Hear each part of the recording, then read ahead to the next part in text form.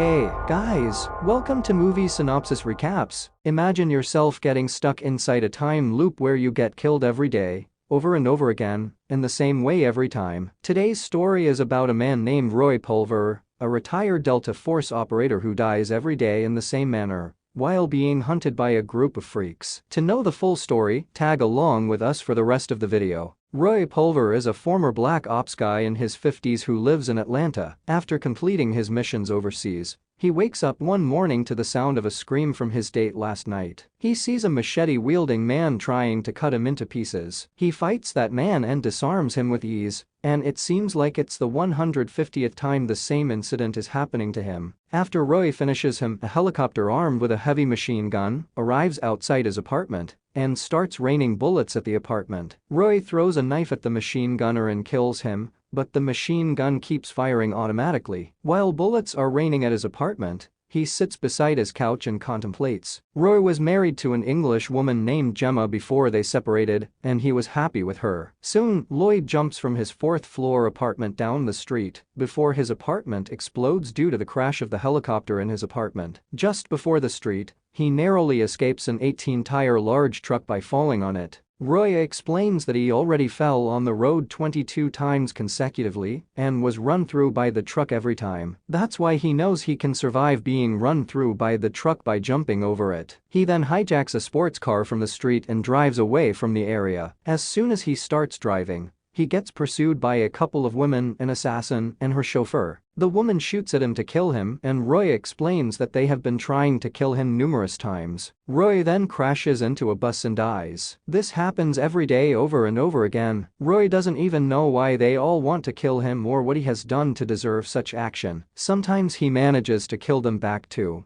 but it doesn't matter because, in the end, an Asian woman named Guanyin chops his head off. So, in one of the loops, Roy calls his former wife, Gemma, for help to understand the situation he is going through. But he gets surprised when it is answered by retired Colonel Clive Venter, who is Gemma's boss. When Roy asks about Gemma, Colonel Venter replies that Gemma is dead, as she broke her neck last night by falling from stairs in the lab. Roy drops the call as he didn't believe that it was an accident. Suddenly, two German twin assassins blow him off with a big gun. In every loop, the same things happen to Roy with slight variations, and every time he dies at the end, Roy never could reach Gemma or find out how she died. Roy then goes to a Chinese diner run by his friend, Chef Jam, and orders 2 large bottles of Chinese liquor. A man named Dave, who is a counter-surveillance expert, eats beside him and bashes him for drinking so heavily and gives him a speech about it. Roy knows every little detail that is going to happen. At 11:05 a.m., a famous Chinese sword fighter who is a 12-time world champion named Daifong enters the diner, and so on. But no matter which direction Roy runs to get away from his assassins or how hard he fights them back,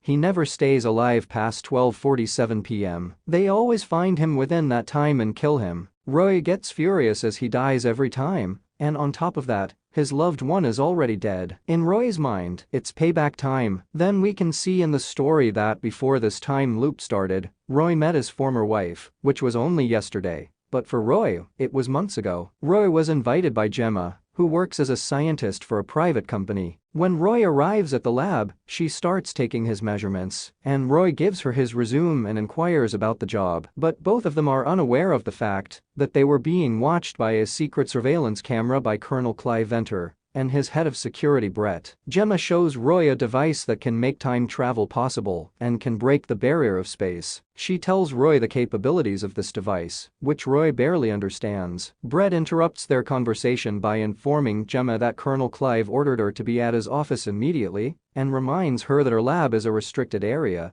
and therefore off-limits to visitors. After Brett leaves, Gemma tells Roy that she lied about the job interview. The lab is not hiring anyone now. Rather, she needs Roy to help her badly. Roy instantly replies, when will he start? They also had a brief argument about their son, Joe, who is unaware of the fact that Roy is his father, but knows him as his mom's friend and adores and idolizes him. Anyway, Roy wants Gemma to tell Joe who his father is, but Gemma wants to hide the truth from their son, as they parted their separate ways and moved on a long time ago. Gemma starts acting weirdly and frantically starts cutting Roy's hair, and he starts bleeding because of the scissor cut. She starts panicking and corners him and starts scolding him. When Roy manages to calm her down a bit, She tells him that she wants him to be just like the man with whom she fell in love, the man who gave her a son. Then she whispers the word Osiris in his ears and requests him to check the birthday present she sent him a few days ago. Before leaving, Roy is escorted out by security and Gemma is taken in front of the Colonel by Brett. The Colonel calmly starts subtly interrogating her.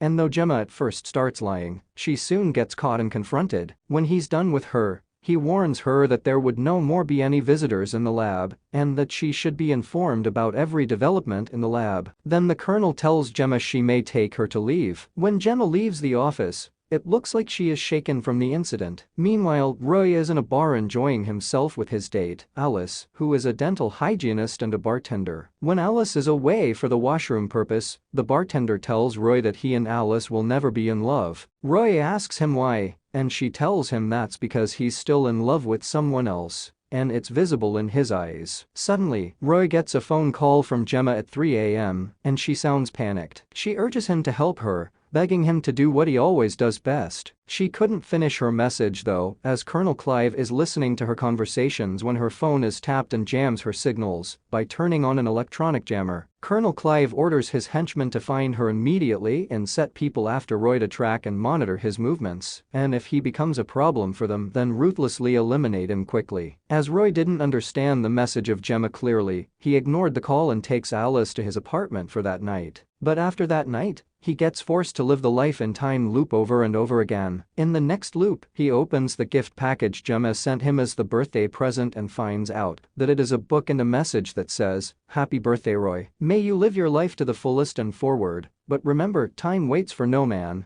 Roy runs away with the car he steals in every loop and visits an underground gaming compound in Atlanta so he can get some extra time and read the book to understand what message Gemma wanted to give him before she died. There he sees Joe. Now, as Gemma is already dead, Roy is his only family, and so he thinks about telling Joe the hard truth that his mother is dead and Roy is his father. So Roy takes Joe out for lunch, but as soon as they are outside of the underground, he sees that it's 12:50 p.m. It's 3 minutes past the maximum time he survived until now. So he understands that the assassins are actually tracking him and soon all the assassins surround Roy and shoot at him. Roy saves his son from the incoming bullets by taking the hit, and before he dies, he tells Joe that he is Joe's father. As soon as Roy wakes up in the next loop, he starts searching for the tracking device in the diner and soon takes Dave's help to identify the tracking device. It is found that the tracking device is implanted inside one of his teeth by Alice, who was paid by Brett to do it. This was the 145th time he died at the hand of his assassins, and now he knows that they were tracking him by that device inside his tooth. Soon, Roy lures all the assassins one by one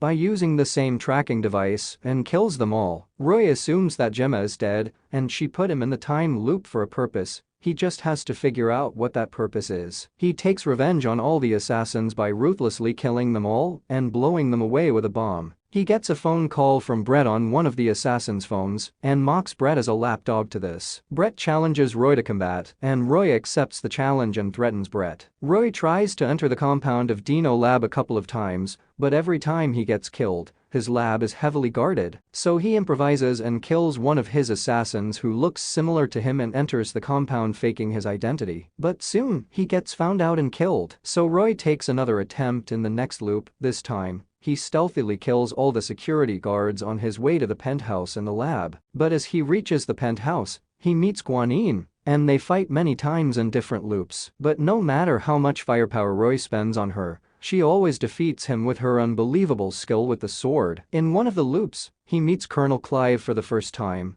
and he congratulates him for his outstanding performance in combat. The Colonel admires Roy and compliments him on his efforts, and then he starts explaining to him that Colonel's lab developed an Osiris spindle named a time machine, which Colonel Clive intends to use to rewrite history to make himself the most powerful man on the planet. Then he beheads Roy. Before Roy dies, he realizes that Gemma put him inside the time loop using the Osiris spindle device, and the Colonel is responsible for her death. So he vows to mess him up the next time. And also, the Colonel has no idea that the spindle is working. Roy gets thrilled knowing that Gemma had faith in him, that she thought he was the only one who could stop the Colonel. So Roy approaches Daefong in the diner in the next time loop and asks her to teach him sword fighting. Roy spends the next few months learning sword fighting in every loop and becomes a master at sword fighting in a couple of months. The next time Roy meets Guanyin, he taunts, mocks, and plays with her, and they fight with swords. After proving to Guanyin that he was the better sword fighter, he kills her with her sword. Then Roy kills Brett with the sword too.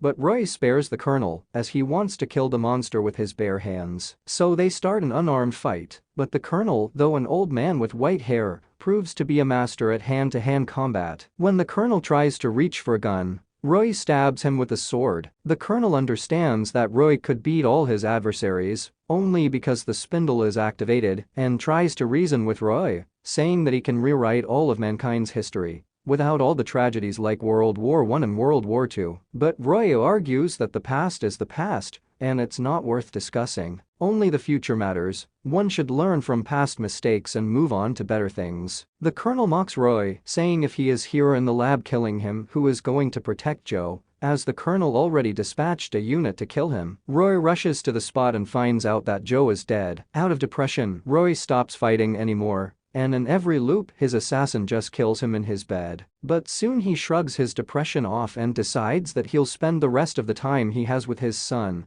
getting to know him more. They play video games all day and walk in the park. Roy spends quality time with his son in every loop, and every time the loop ends with the world being destroyed. In one of the loops, Joe tells him that he talked with his mom that day in the morning. Roy gets surprised, as he thought she was dead a long time before that. But now she knows she was alive even after the loop started. So he promises his son that he is going to come back to save Joe and his mom. Roy figures out that Gemma was alive 14 minutes from the moment he wakes up, so he jumps into the helicopter outside his apartment and kicks out the gunner. Then she commands the pilot to take him to Dina Lab immediately. After reaching the lab, Roy kills all his assassins with a heavy machine gun. Then he defeats all the guards of the lab and reaches Gemma in time to save her. Roy kills the Colonel and his henchmen instantly. Gemma gets surprised by the fact that Roy came to save her, and he succeeded in defeating all the obstacles in his path. Roy tells Gemma a lot of things about Joe that he learned by spending time with him in all those time loops. It looks like Joe shared many secrets of his life with Roy,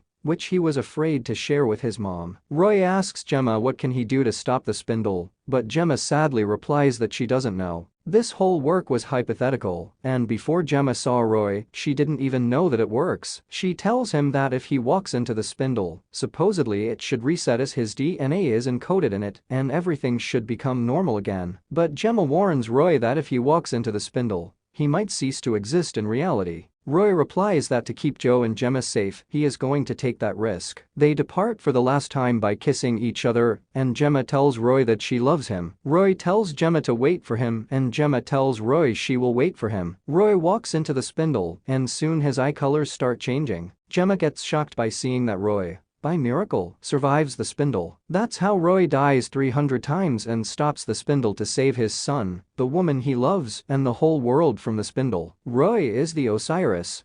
Thanks for watching. I hope you liked the video explanation. Remember to leave a like and subscribe to my channel, Movie Synopsis. I'll see you in my next video. Ta-ta, bye-bye and take care.